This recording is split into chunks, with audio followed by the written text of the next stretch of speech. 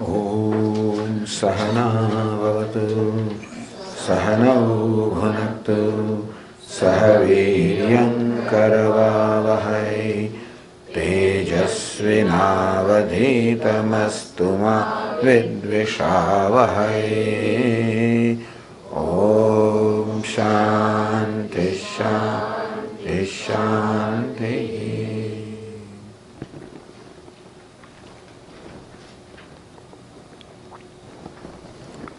As Dr. Prasad Shastri said, he has selected a few verses from the third chapter of the Bhagavad Gita. The title of that chapter is Karma Yoga, where Lord Krishna is teaching Arjuna, number one, that it is important and necessary that you should perform your duty.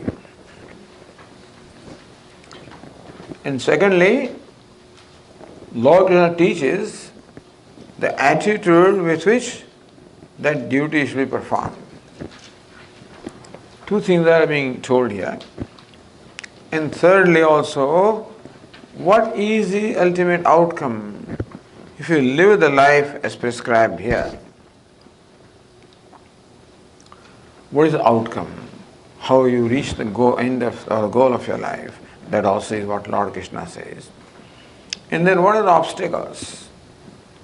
In Lord Krishna teaches certain attitude while performing action.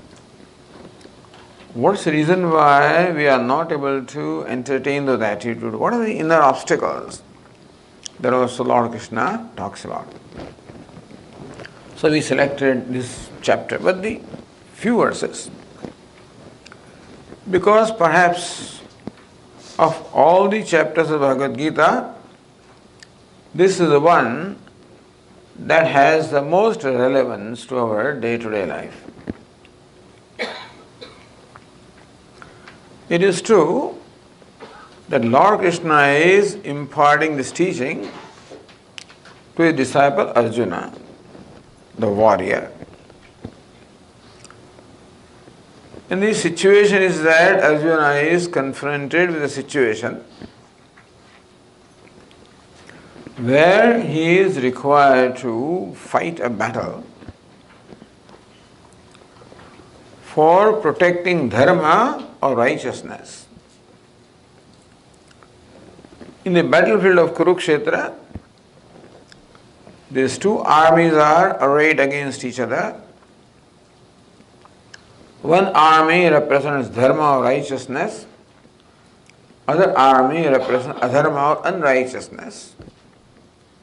So this is also the battle between the dharma and adharma, or righteousness and unrighteousness. And Arjuna is a warrior hero who is the leader of the army representing dharma or righteousness. Meaning that Arjuna has come to this battlefield to protect dharma. And unfortunately, dharma can be protected only if you confront the adharma. Dharma means righteousness. Adharma means violating dharma, violating righteousness, violating the basic values of life. So, leader of the Kauravas, Duryodhana, is one who has violated all possible values, and therefore he symbolizes adharma, unrighteousness. The eldest of Pandavas on this side is Yudhishthira, who is the embodiment of dharma or righteousness. Therefore, the Pandavas represent the righteousness, dharma. Now, to protect dharma, to protect righteousness, you have to protect the people practicing righteousness, because dharma is not an entity. Dharma always resides in the person performing dharma. Like goodness is a quality. A quality always abides, has a locus in a good person. So also righteousness abides in a righteous person. Therefore, to protect righteousness, you should protect the righteous person. In protecting righteous person, if the forces of unrighteousness are threatening the very existence of righteous people, then you have to confront those forces of unrighteousness. Meaning you have to confront those forces that represent unrighteousness. So protecting dharma requires confronting adharma, and removing adharma requires removing people who follow adharma. Therefore, it is a battle between two armies. One army representing dharma, righteousness, other army representing unrighteousness. So Arjuna knows this. With this understanding, he does enter the battlefield. But what happens here is, those people who represent adharma or unrighteousness happen to be the near and dear relatives of Arjuna. Happen to be his kinsman, his kith and kin. And just before beginning the battle, somehow Arjuna's mind changes. Instead of looking upon those people as the representatives of adharma, his mind looks upon them as his relatives, as his kinsmen, as his near and dear ones. It's an interesting combination that Kauravas on one hand are the cousins of Pandavas, and both the armies therefore have a number of people who are closely related to Arjuna. And therefore, in the process of eliminating adharma, to eliminate also the people who happen to be your near and dear ones. And this is where the conflict arises in the mind of Arjuna. On one hand, there is the attachment for the kinsmen, for the near and dear ones. On the other hand, there is the cause or the value of protecting dharma.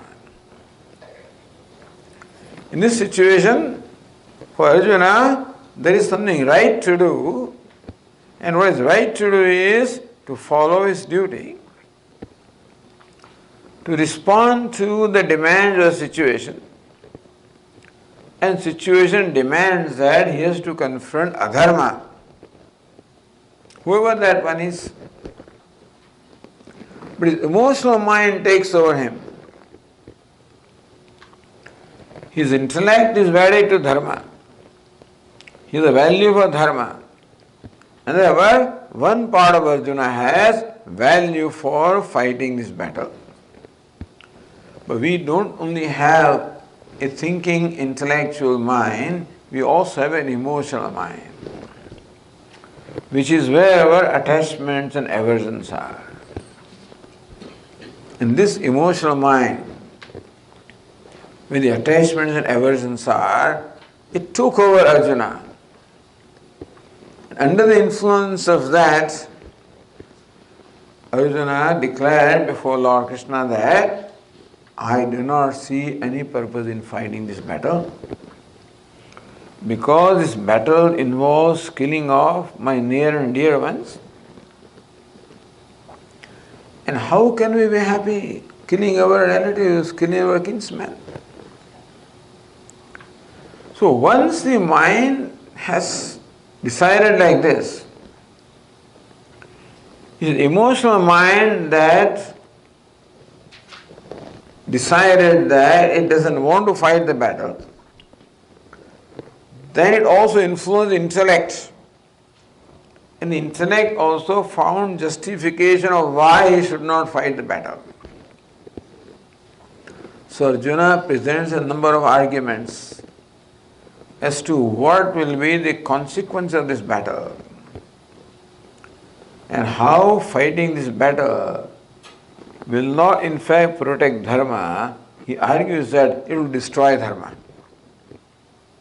Oh Lord, the purpose for fighting this battle will not be served. This is how his mind argues. To justify his decision that he does not want to fight battle. This is a common thing. Very often our emotional mind makes a decision and then our intellect justifies that decision. The intellect knows that the food in front of me doesn't suit my stomach, it doesn't suit my health, it is no good for me. But my palate loves that. And therefore the emotional mind says, the tempting mind says, I want to eat it. And then find justification. What is that? After all, eating one rasgulla is no big deal. What is that? Oh, pizza I don't eat every day, etc. And thus you find justification for doing what should not be done. So Arjuna represents thus a righteous person, a person who is otherwise committed to dharma, the duty. But under these conditions, his mind is overcome by emotions, by attachments to these people. And that emotional mind has brought about a change in this thinking. And he finds justification in not fighting this battle.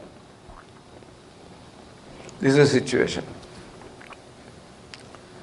And Lord Krishna should now teach two things.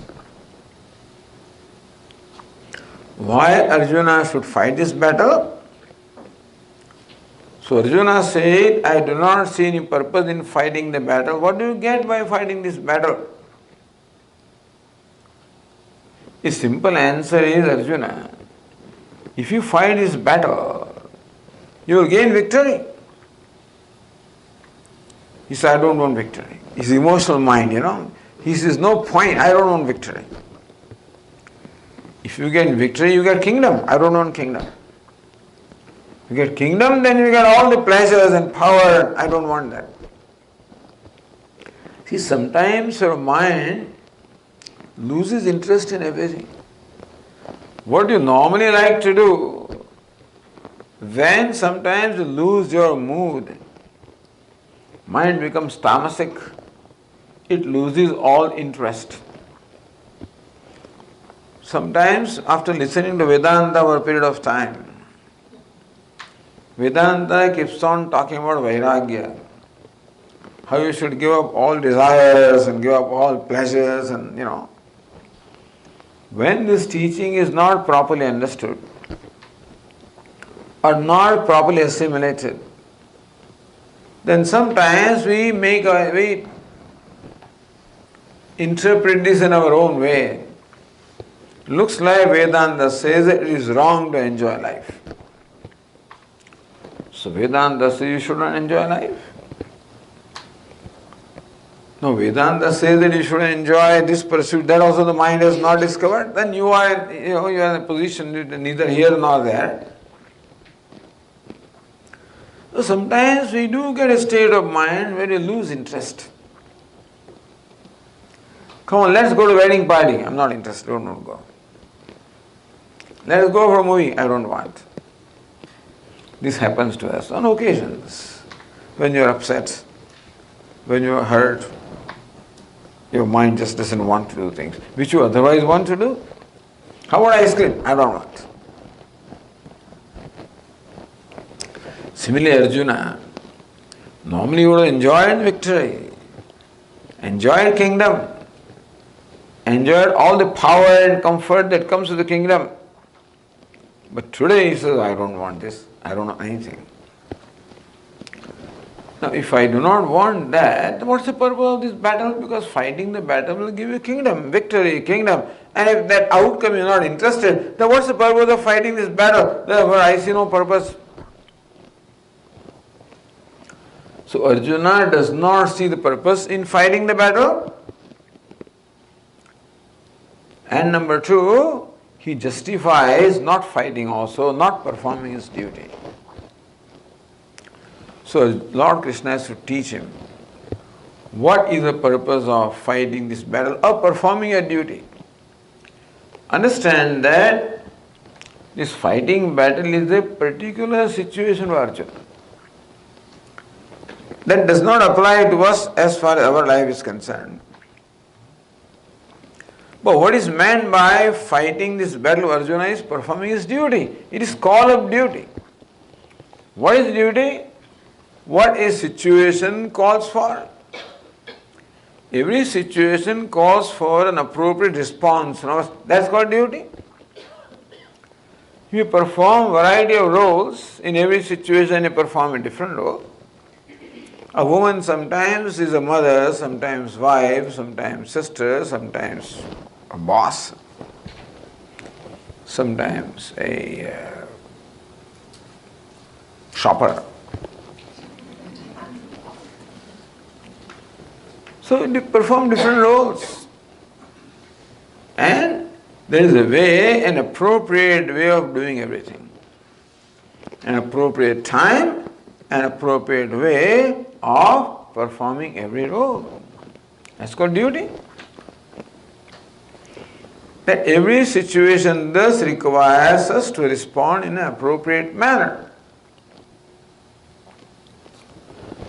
So Lord Krishna has to teach him what is the benefit that you get by performing your duty. Why this battle should be fought? And what's the benefit of doing that, performing your duty? All this Lord Krishna has to teach. Then only Arjuna will be motivated to fight the battle. So it's a whole teaching is for motivation.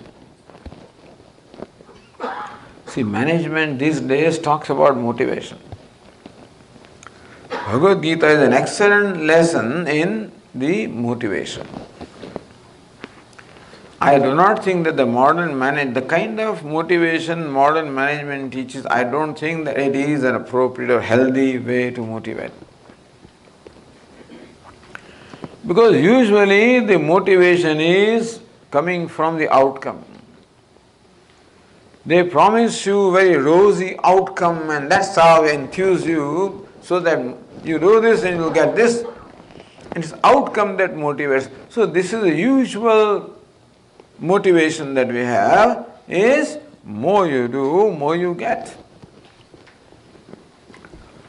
So in our life, usually we perform our duties or activities as motivated by the outcome, the reward that comes by performing, the personal reward that comes. What's the personal reward? The self-gratification that comes from as an outcome of the action. Either I get some sensuous pleasure, I get some emotional pleasure, I get some intellectual pleasure, I get ego gratification. Something or the other we're looking for as an outcome of an action. And that is what usually motivates a person to perform the action. So what is Karma Yoga? Lord Krishna wants to teach. Look, Arjuna, it is not the outcome of the reward, the personal reward that should become your motivation. It is your dedication to the action that should become the motivation. Not the outcome, but the process. We always enjoy the outcome. When you do something, we look forward to the outcome. The outcome will come and I will enjoy it. Meaning that we usually postpone our enjoyment for future when the outcome will come. As far as effort is concerned, we have to get over with it so that we get the outcome. And therefore, Usually effort does not enjoy a great priority for us except for assuring that I will be successful. It is success that is more important to me than my effort. So what is success? That also Lord Krishna has to teach. And therefore this is an important lesson in our life. Lord Krishna teaches us how to live our life. What should be our attitude towards life? What should be priorities towards life? Right priorities, right attitudes, right values. That's what makes up our life. Priorities, values and attitudes. This is what Bhagavad Gita teaches.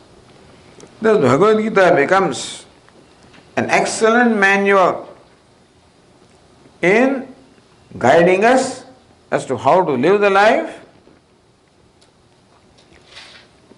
and how to achieve what the true goal is. Again, Gita wants to draw our attention. A human being, what is your true goal? What do you think you are seeking? What do you think you want in your life? You think that the reward coming from the action is the goal of an action.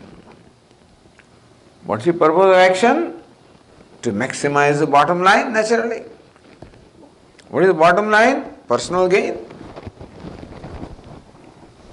So that is usually looked upon as the goal of any action.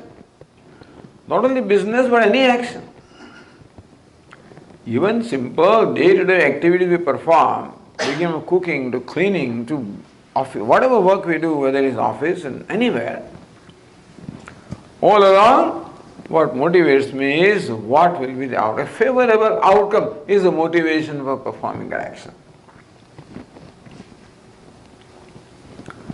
Lord Krishna says that what you consider as reward from the action is not the real reward. The real reward is something different. An action is capable of giving you a kind of reward which you don't know. If you understand what it is that you are seeking in life, when you are undertaking a journey, there should be clarity about what the destination is. And then the path is decided based on destination. Is it not so? No, Swami, I take this path because it's a smooth ride, tree-lined path, scenic route, therefore I take that route. Other path is very rough and bumpy.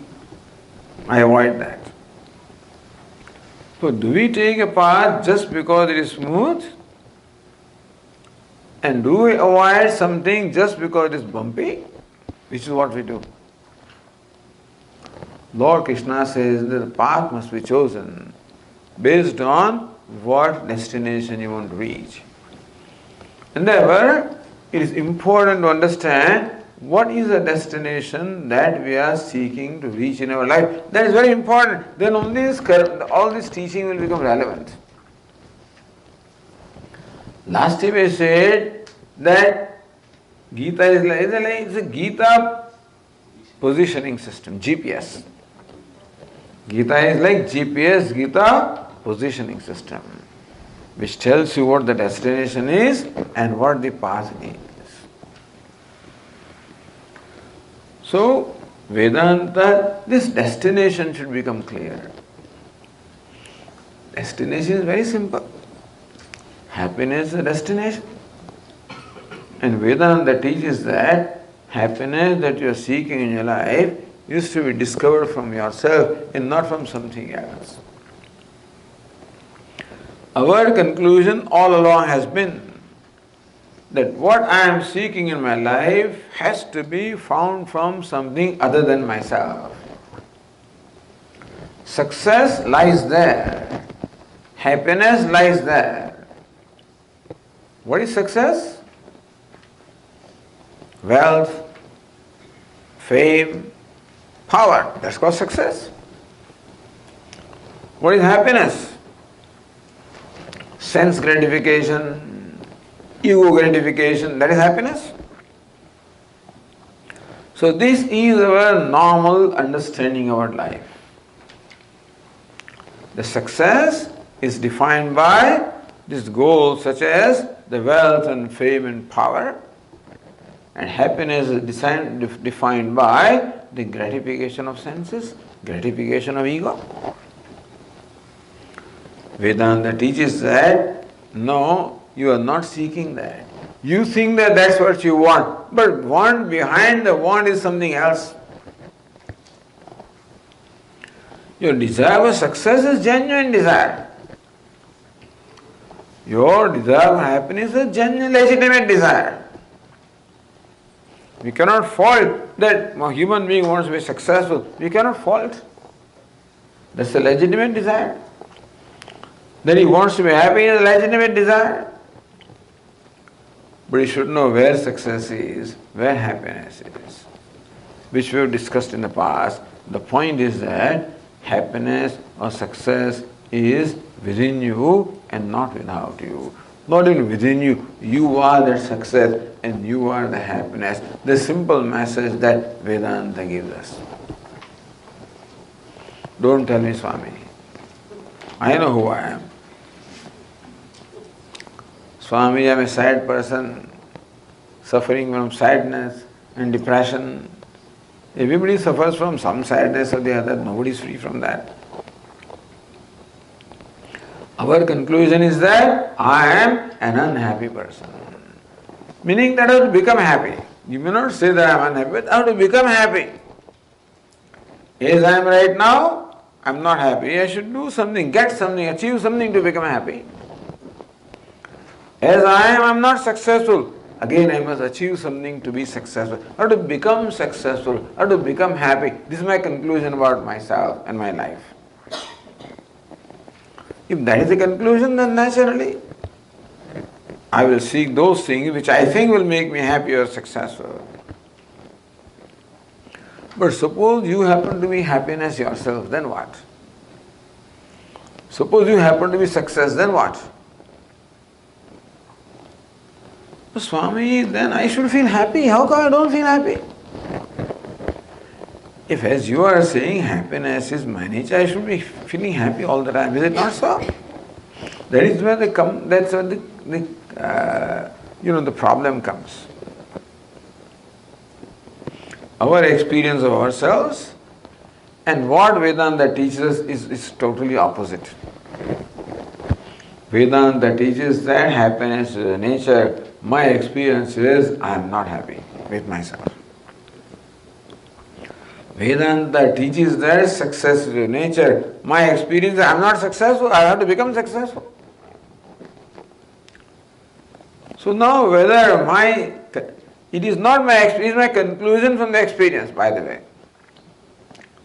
It is not then my experience that I am unhappy. My conclusion that I am unhappy. You follow? Experience is one thing, conclusion is a different thing. What is conclusion? Interpreting an experience. So we experience ourselves and our interpretation is that I am incomplete, inadequate, I am not alright, I am not happy and I have to become happy. This is my conclusion about myself, not a reality about myself. This is where Vedanta comes. Your conclusion about yourself is not in keeping with the reality about yourself. What is the reality? You are happiness. You are the infinite store of happiness.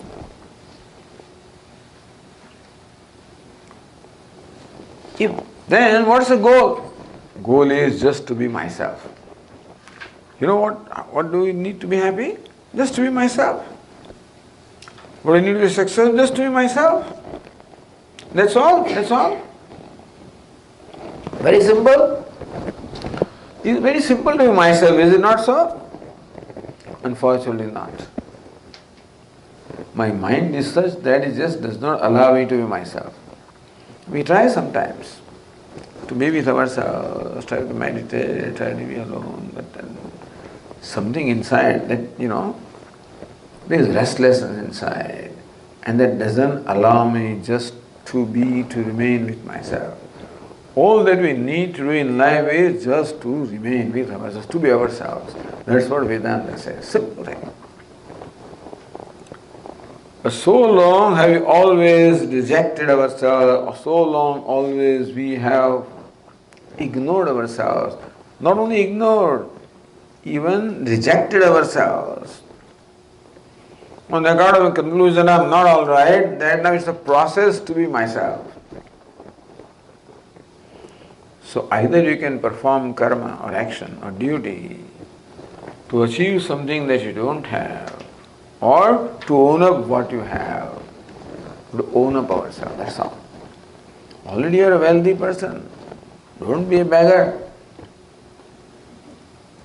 But that wealth, a lot of heritage is left to me by my uncle, except that it is in bank or some place and I have to get it, But I am told there is a big treasure buried in there and I have to take it out. Similarly, treasure has to be taken out. Treasure is there, but has to be retrieved. So treasure is there, has to be retrieved. How do you retrieve a treasure? By removing the obstacles between yourself and treasure. Imagine treasure is buried in the ground. What do you need to do? Remove the obstacles. So the treasure is right with you. What do you need to do? Remove the obstacles. Not search for treasure. Remove the obstacles between yourself and treasure. How do you do that? Just change your attitudes. By one set of attitudes, you keep on increasing those obstacles. By other set of attitudes, you initiate the process of removing the obstacles. You follow the difference? Simple thing. It's not that you have to become sannyasi. Lord Krishna doesn't teach that you give up your action. You become renunciates in that sense. Doesn't teach that. Thank God. Upanishads are difficult thing, but this Gita is very practical for us. You know something? Who is teaching Bhagavad Gita, Lord Krishna? He is not a sannyasi. Your disciple Arjuna also is not a sannyasi. Meaning sannyasi, the way we understand, who is retired like this and is good for nothing, doesn't do anything. That kind of sannyasa Lord Krishna does not teach. He teaches sannyasa all right.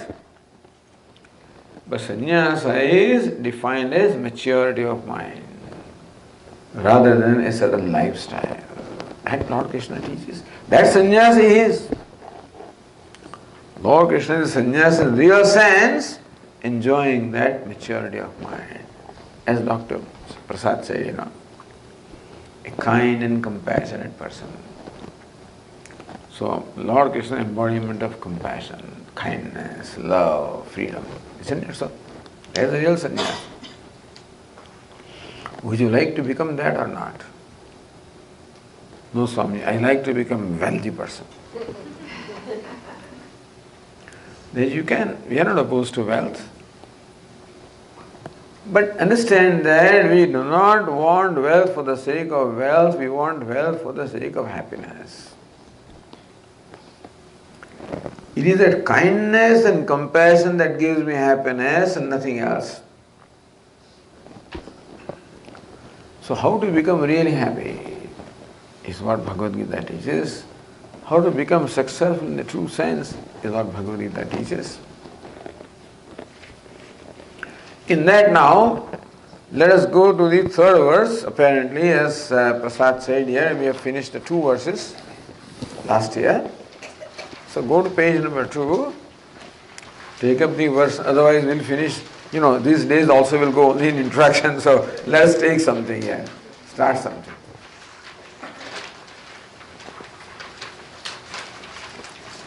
On the page 2, the first verse. Those who cannot read Devanagari, we have the English transliteration. Let me recite one line, you please repeat after me. Niyatam kuru karmatvam karmajyayo hyakarmanah Sharirayatra pichate na prasidhyena karmanah.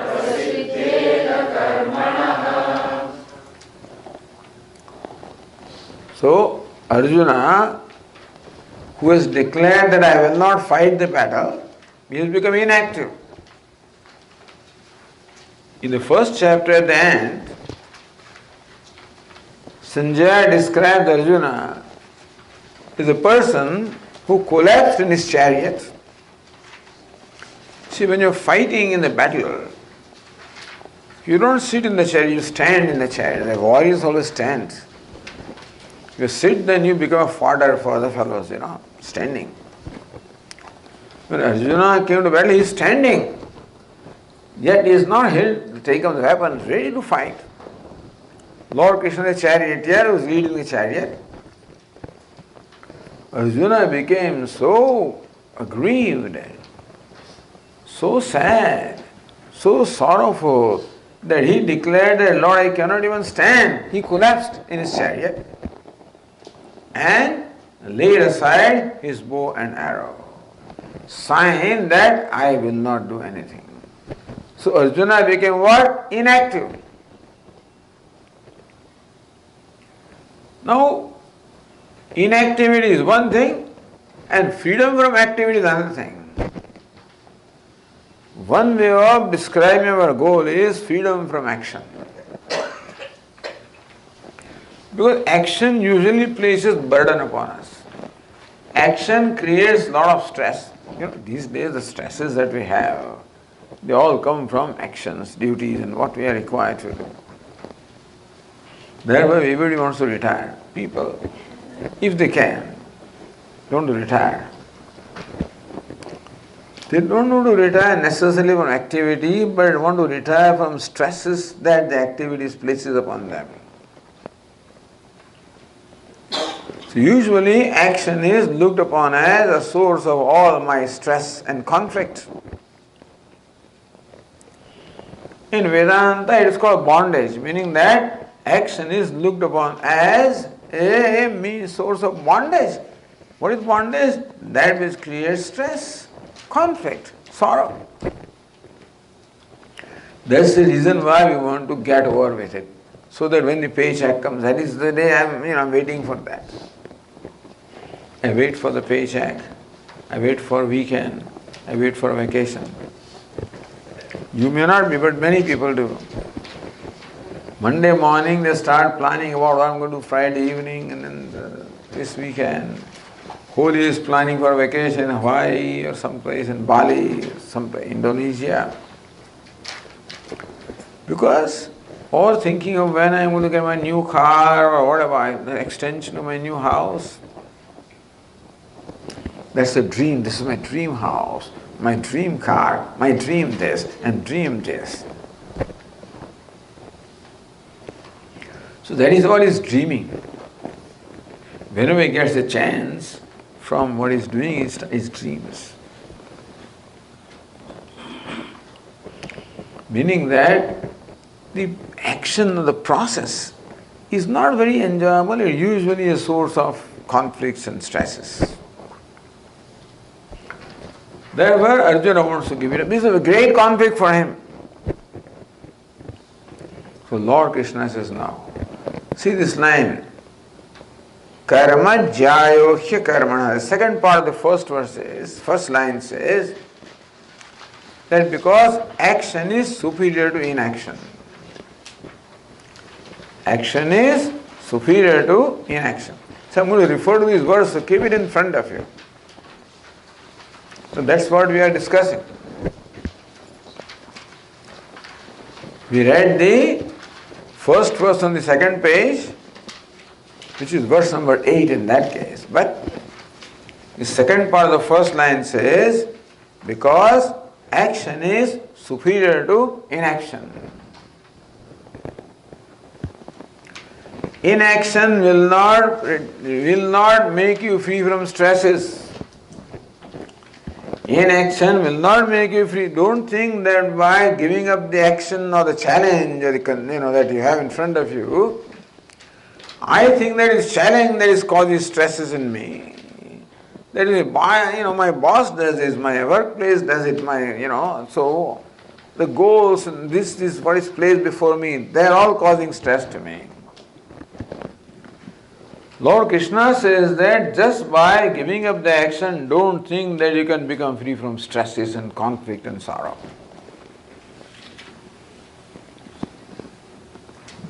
Why?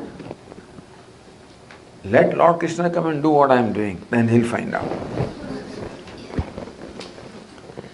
It's easy to give these lectures, is it not?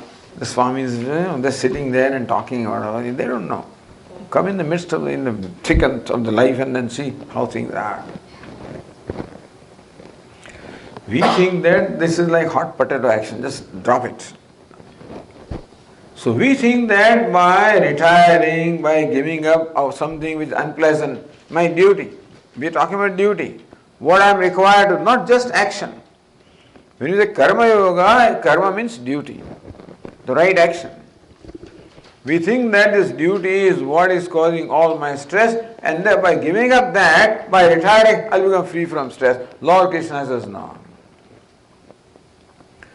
It is not the duty or external situation that is causing stress in you, it is your mind that causes stress. Would you believe that? And as long as you possess this mind, wherever you go, you will create stress. Your mind is creating stress. Not that the situation is giving you stress. Not that the situation is making you unhappy or sorrowful. Your mind is an uncanny knack of creating sorrow and creating unhappiness. This is a secret that Lord Krishna teaches us. Arjuna thinks that the situation before him is a challenge. How can I fight with these people? So this battle causes a lot of unhappiness, unpleasantness in him, and therefore sorrow. Lord Krishna says, no, the sorrow is not the result of the situation, sorrow is the result of your mind. Unless a transformation happens in your mind, you cannot become free from sorrow. So free from sorrow is not by running away or getting away from a given situation which I think is causing sorrow. I don't mean that you should never give up a situation. I'm not suggesting, but what Vedanta is teaching us is that we think that a certain person is cause of my sorrow, a certain situation is cause of my sorrow, a certain challenge is the cause of my sorrow. Vedanta says no. It need not become the cause of a sorrow. It's a situation. Situation is one thing, problem is another thing. For us, people are problems, situations are problems, challenges are problems. Says no, they are all situations. Problem is something that is created by the problem part is creation of your mind. Would you believe that? That all the time we are creating sorrow for ourselves? That's what Vedanta teaches. Meaning that, Arjuna, I don't mind if you give up this. It's not that Lord Krishna has any particular axe to grind or an agenda for Arjuna. When Lord Krishna asks Arjuna to fight the battle, it is not that Lord Krishna has an agenda for that. That if Arjuna fights a battle, then he does Lord Krishna's work, and that's how, with that ulterior motive, Lord Krishna is teaching Arjuna. No. Whatever Lord Krishna is teaching is only for the benefit of Arjuna. Lord Krishna has nothing to get out of that. Nothing. That alone can be a right teacher. he talked about Shrotriya, Brahmanishta, he talked about Swami, forget it. Talk about Lord Krishna. That who is the right teacher? Who has no agenda. If you have an agenda, then our mind is so clever that in some way or the other we will use every situation to fulfill our agenda, As when Swami used to describe, he is a senior Swami Akhandananda, a senior Swami, very highly respected one in India, in Vrindavan. So many people would come to have his darshan, and many Brahmanas would come and worship his feet and wash his feet and stuff. So one Pandit used to come in the morning. He would bring a lot of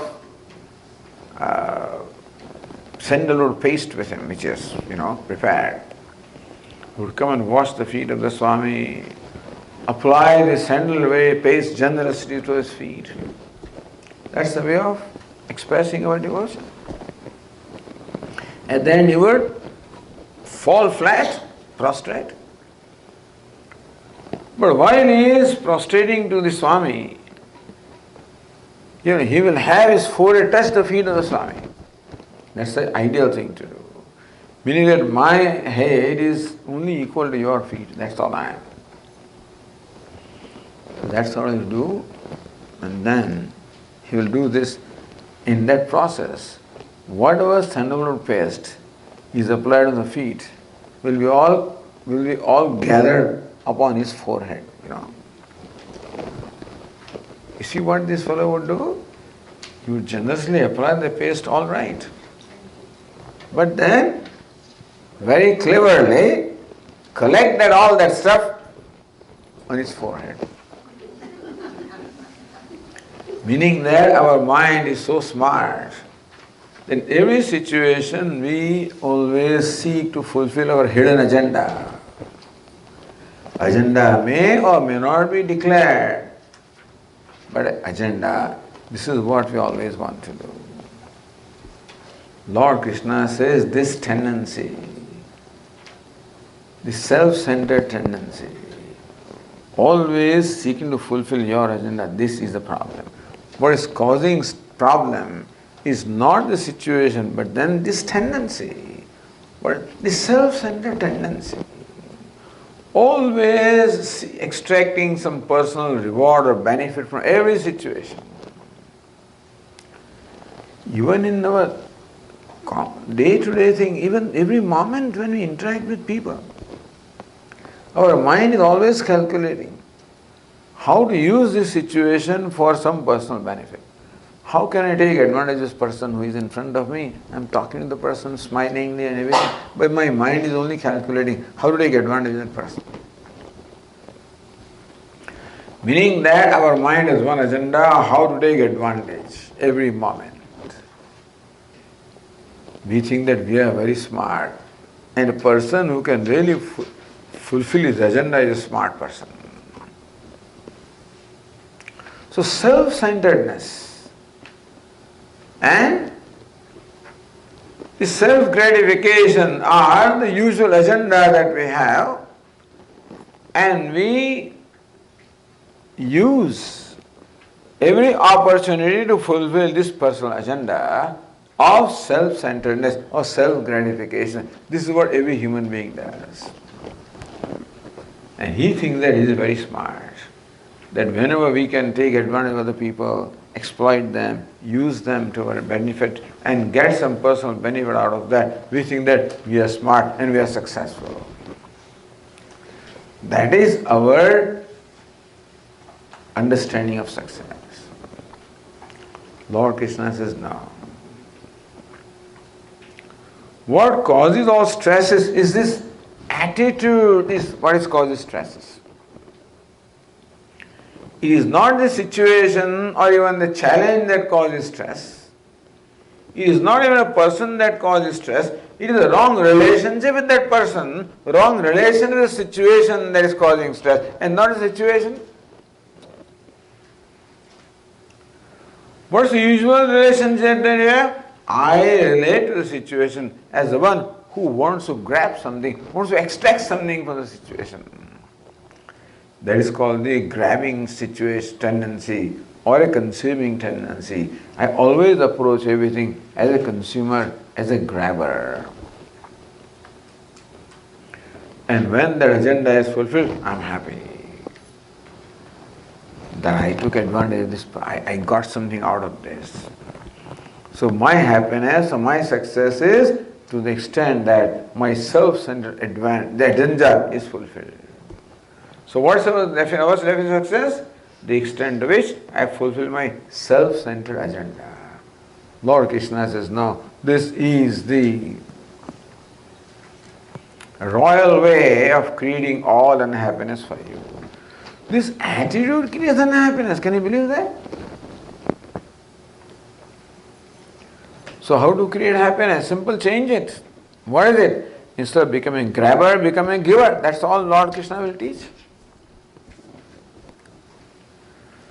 So if you give up all action, then the opportunity of entertaining the attitude goes away. Then when can you maintain the attitude of even of a giver, of one who wants to help, one who wants to serve, one who wants to give, one wants to be available? When? Only when you are doing something. If you stop doing things, become inactive, then see, action now gives you an opportunity to become a giver.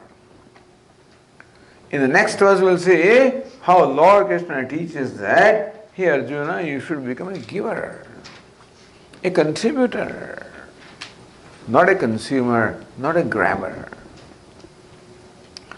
You think that this karma is creating stress or unhappiness for you, therefore you want to give up the karma. No, it is this attitude in you that is causing unhappiness in you. This is a very important distinction. So we throw away or we reject what in fact is a means of happiness, and we retain what is the cause of unhappiness. Meaning that the attitude of self-centeredness I retain, and thereby continue to create sorrow for myself, and that action or the duty which was an opportunity to invoke from me the attitude of a giver or a contributor, that is given up. If you want to contribute, then you have to do something. It is not, understand that being a giver is not simply, that attitude has to be physicalized. An attitude must be expressed in action, not just retained in the mind. I love you. Says, okay. I have to see some proof that you love me, I love you. But I won't help you. I will love you. I won't do anything for you. What kind of love is that? When you love somebody, then that love has to be expressed in action, in form of doing something to that person. Is it not so? It is not enough that first of all you must have the right attitude, and secondly, that attitude is physicalized, meaning that that attitude should be expressed in form of your behavior, your action. So that is the use of action, really. Thus, action or duty becomes an occasion for you to invoke from you the right attitude, to change your. So, how can we slowly become free from wrong attitudes that you have entered in all these years and all these lives? Supposedly, this is not our first lifetime, this is ongoing from time beginningless, meaning that it is not that I am a self-centered person from this birth only. Even if you don't accept previous birth, but I have always been a self-centered person. How do you change? By constantly becoming other-centered, other-centered, other-centered, other-centered. So long and so strongly I have asserted self-centeredness, self-centeredness, self-centeredness, that channel becomes so deeply rooted that if I am not alert or conscious, automatically I become a self-centered person, because that has become a pattern. I have to create a new pattern. Not by just once doing it again and again and again. Create as deep a channel of being a giver, as deep there is a channel right now of a grabber. I must create a channel as deep as that of becoming a giver. Meaning that you keep doing it, keep on performing actions one after the other with that attitude. Action is merely instrumental, an occasion to entertain an attitude. But how do I entertain an attitude? Only when I perform an action. So Lord Krishna says, karmajjayo, if you don't perform action, if you give up your duty, understand that you are giving up a great opportunity to transform yourself. You are giving up great opportunity to make yourself happy. You are giving up a great opportunity to become free from sorrow. Arjuna thinks that this challenge before him is creating sorrow. Therefore I don't want to fight. Lord Krishna says, no, it is not that challenge, not the duty that creates the sorrow. It is your wrong understanding, your wrong attitudes. And therefore use that opportunity, in fact, to entertain or assert the right attitude. The right attitude must be asserted for length of time in order to slowly and slowly become free from the grip of the wrong attitude. So karmajjayo hya karmana. Karma is activity. What is activity? Performing a duty is at any rate superior to become inactive. Because you are giving up the opportunity for self-growth, giving opportunity to grow and be happy. You know what? That's the only way to become happy. My mind alone is a source of happiness, and my mind alone is source of unhappiness. We should know that nothing else can make me happy, and nothing else can make me unhappy. Please give me one example of something that will definitely make you happy. Can somebody volunteer? And tell me something out there which can necessarily make you happy. Yes, Swamiji, $1 million. Become CEO of Southern Corporation.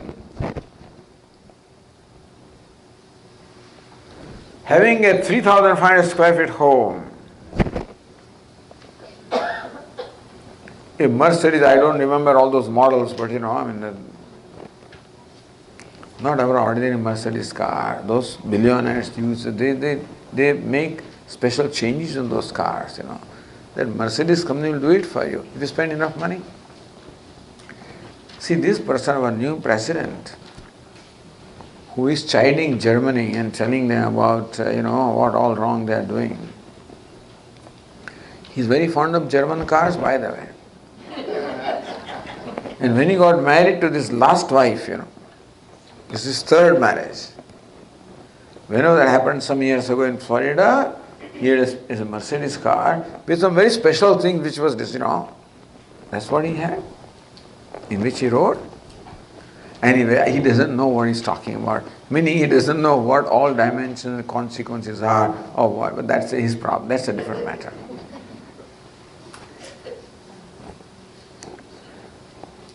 But you go home and think of one thing that can necessarily make you happy.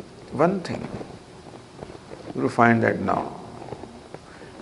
That thing in itself does not have the capacity to make you happy or unhappy also, unless we also cooperate with that.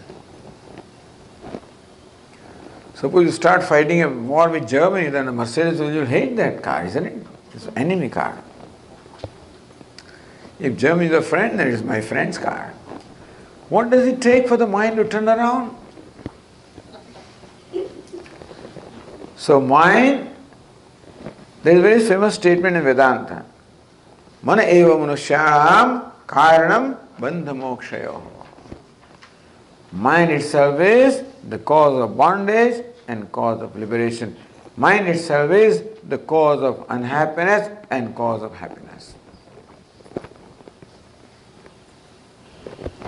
Bandhaya vishayasaktam muktye nirvishayam smritam. To complete that verse, what kind of mind creates bondage? What kind of mind creates sorrow or unhappiness? Vishayasaktam, that which thinks that happiness is out there, success is out there, and therefore that mind which is out there to grab happiness and success, that's a mind that causes unhappiness. Mukti nirvishayam svutam, which mind creates happiness?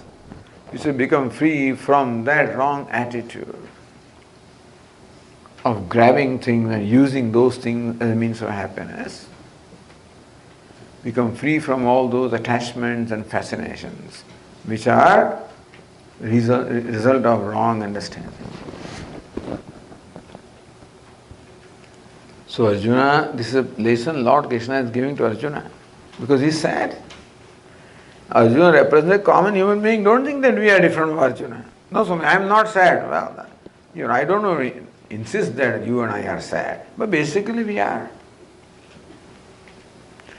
Because we need to be entertained, The fact that we have TV, that we have internet, that we have all those games, we have all kinds of escape distractions. All that shows that I need to be entertained. Is it not so?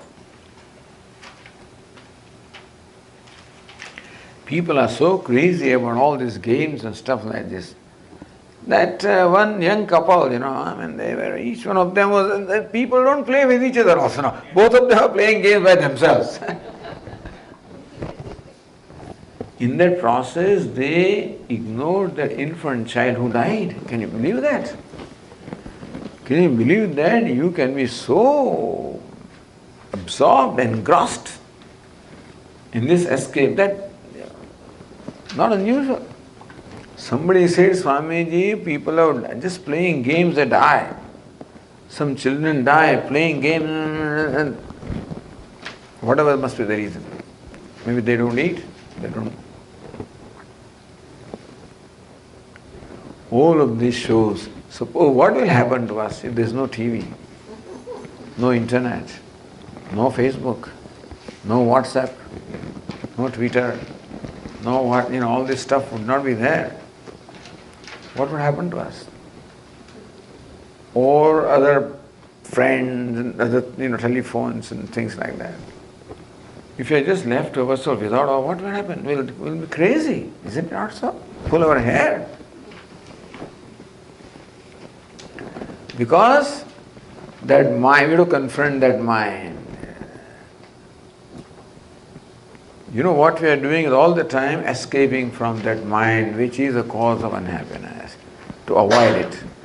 Instead of transforming it, we keep the mind intact and try to avoid it. That's what we do. How do you avoid it? By escaping. How? By keeping yourself busy in some place or the other. And never avoid confronting the situation. Avoid the situation, not confront it. So here Vedanta gives a very fundamental lesson. Very important to understand.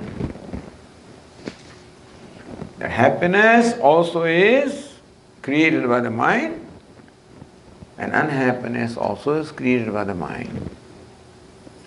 A mind with right understanding and right values and right attitudes, three things: right understanding, right values, and right attitudes. That mind creates happiness. And a mind with wrong understanding, what happens is our values and attitudes are a result of our understanding of life.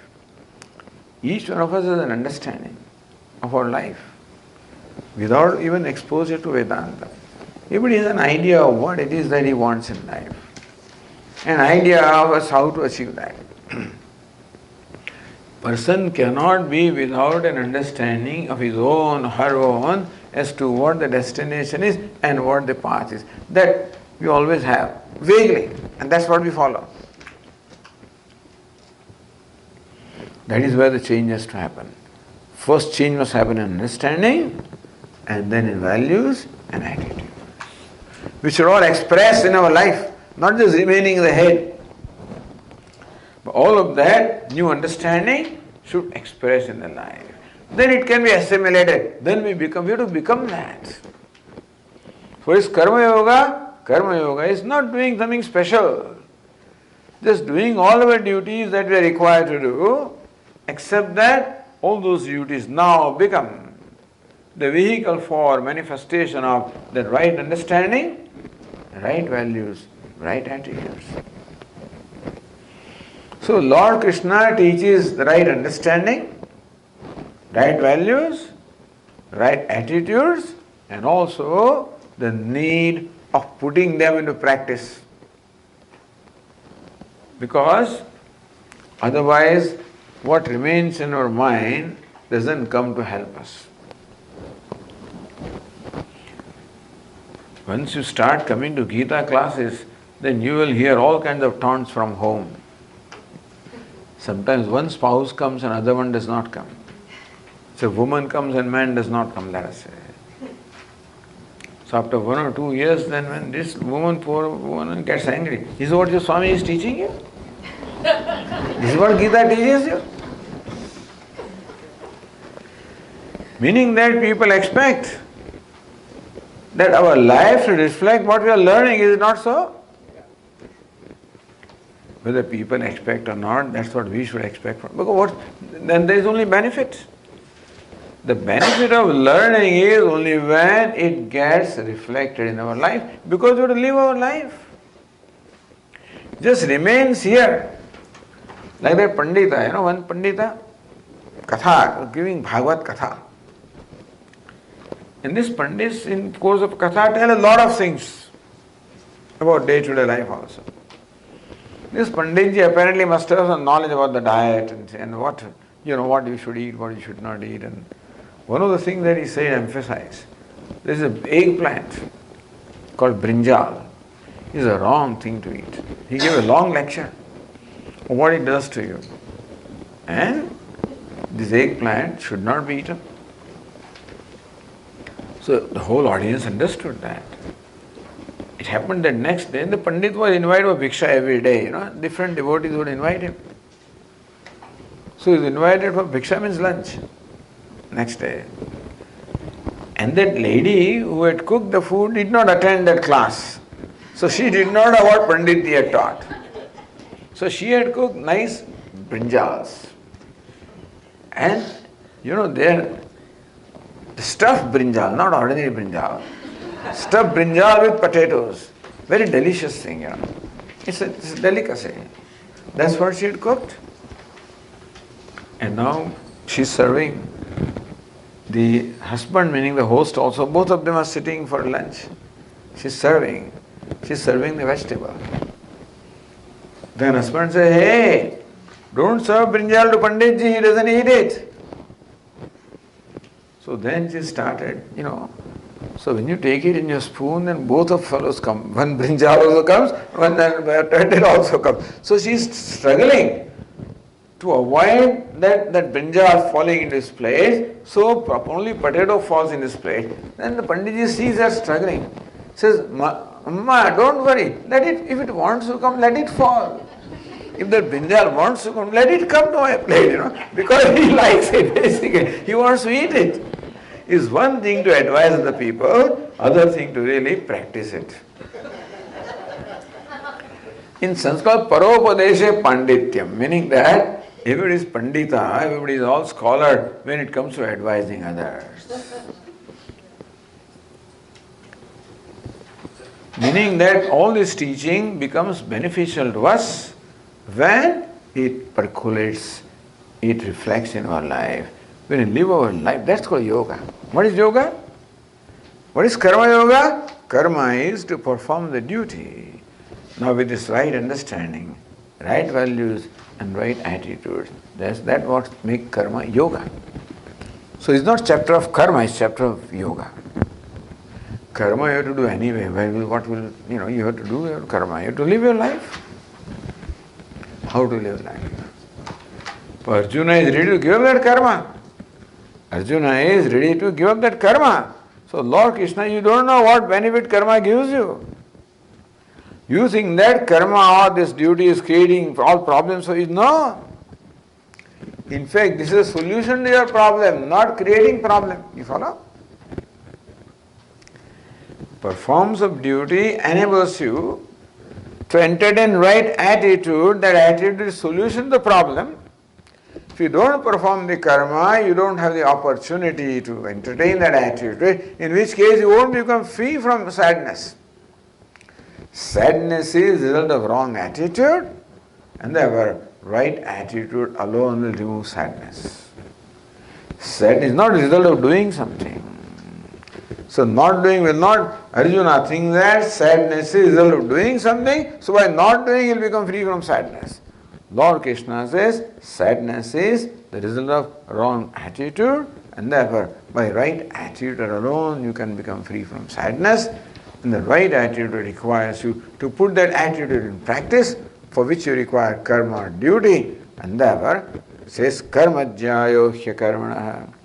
Performing your duty is at any rate better than being inactive, not doing things. All right, what do you mean by duty? When you say perform, what do you mean by duty? So the first part of the first line says, Niyatam kuru karmatvam. Here Arjuna, so what is the translation? Do action that is to be done.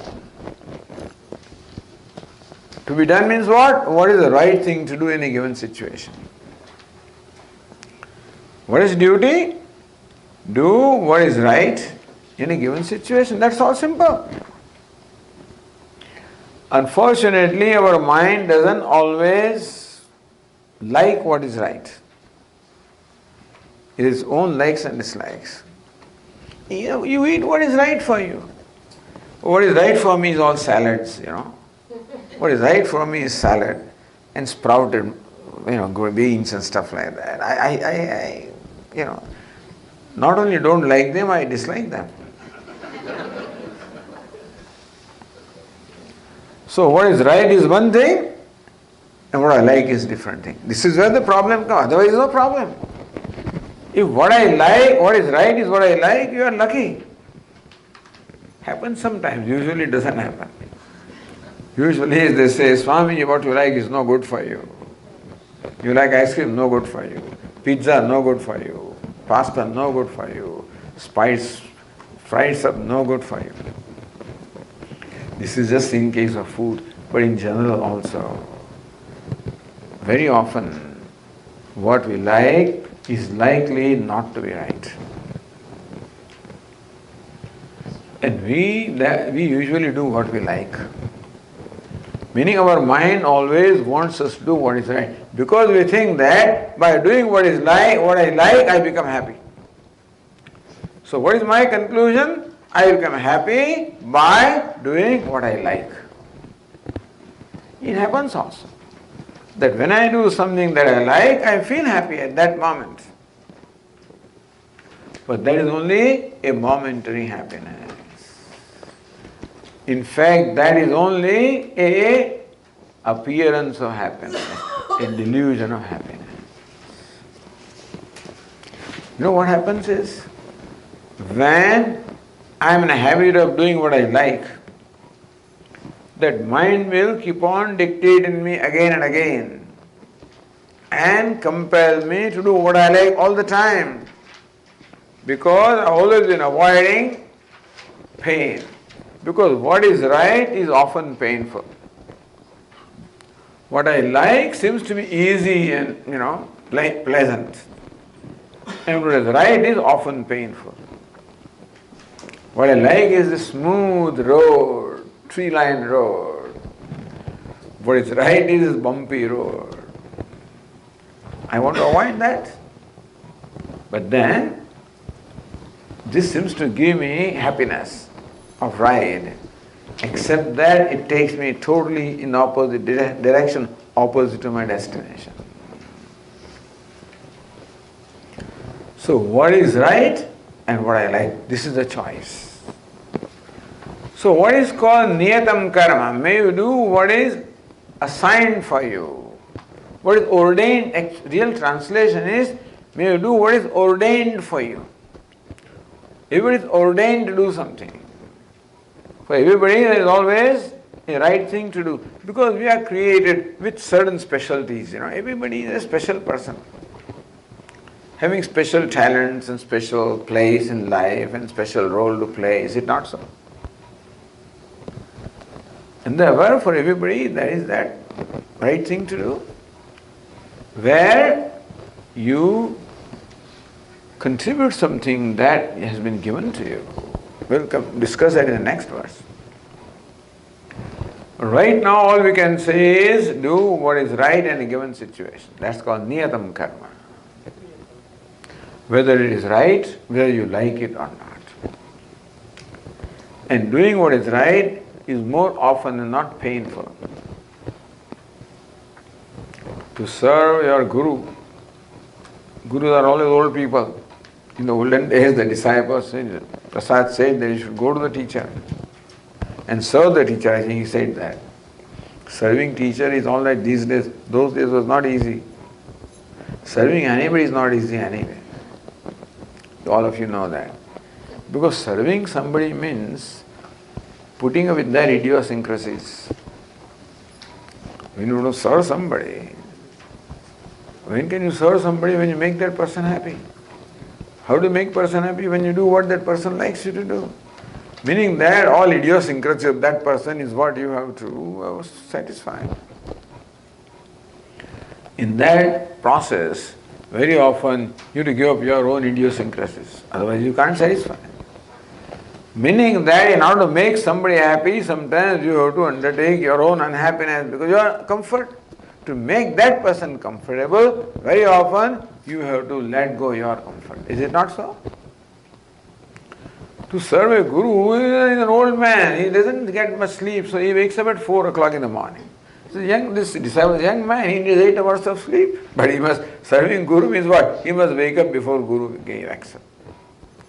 In those days there were no taps and no pipelines, water. You have to go down to the river and fetch water early morning and keep it ready for the guru, warm up, so that when the guru gets up, then water is ready for him to take bath and things like that. All of the disciples to do. And so it's painful to give up that sleep, go down, carry that bucket full of water. Very often what is right involves what? Pain, discomfort, which your mind would rather not do, but you force yourself to do. What is right versus what I like. Niyatam kuru karmatvam. In every situation, Arjuna, do what is to be done, meaning that what is right thing to be done. What is appropriate for you to do. That's what we are, a simple thing. Do what is right. What is right is what? Play your role. In every situation we play different kind of roles, as I say, Right now I am playing a role of a teacher. You are playing a role of a listener. I am speaker, you are listener, I am teacher, you are disciple, whatever. Every role has a certain way of doing things. A speaker or teacher also has a role and therefore an appropriate way of doing things. I must communicate to you in a manner that conveys the meaning, use the right words, and be sensitive to you, to your feelings, and not just say whatever it is and then hurt you. Be careful, is it not? Otherwise, some speakers, they take the advantage of that and use that occasion to target, sometimes. You can be targeted. Sometimes people feel that we are targeted also. All that should not be. I mean, speaker also has to be very careful. A listener also has a duty to pay attention to what the speaker is saying, not looking at the ceiling and counting the pillars and while yawning and stuff like that. What I'm saying is that there is also, everybody has a duty What is the right thing to do? This simple example I am giving that's in front of us, that you must be awake at least for the hour and a half that you are listening. Maybe have a cup of coffee before you come here and be alert. And seek to understand what is being told, take some interest, encourage the speaker, And so, the job of the speaker is to motivate the listener, and the job of the listener is to encourage and motivate the speaker. Speakers also require to be encouraged. So when you are listening and you are attentively listen, and then you see a smile on your face now and then, there is an encouragement. Yes. I hear people who are just looking at you and just bored, not interested. These days, that's how the things are, In schools also, the teachers are very discouraged because children are not interested. They are so bored, they are always bored. Children are always bored, that's all. And you don't also entertain them. Because they are so accustomed to being entertained that they expect teachers also entertain, not teach them, entertain them. If you want to teach, through entertainment you teach us, not just like that.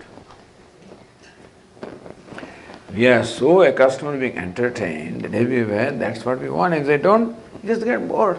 And we express it. Make it a point to express it also. Anyway, the point is that in every situation there is always a right thing to do. Playing the role. That's called niyatam karma. We will continue our discussion in the next session. Om Purnamadah Purnamidam Purnat Purnamudachyate Purnasya Purnamadaya Purnameva Vasishyate. Om Shanti Shanti Shanti. Hari Om. Shri Guru Bhyo Namaha. Hari Om.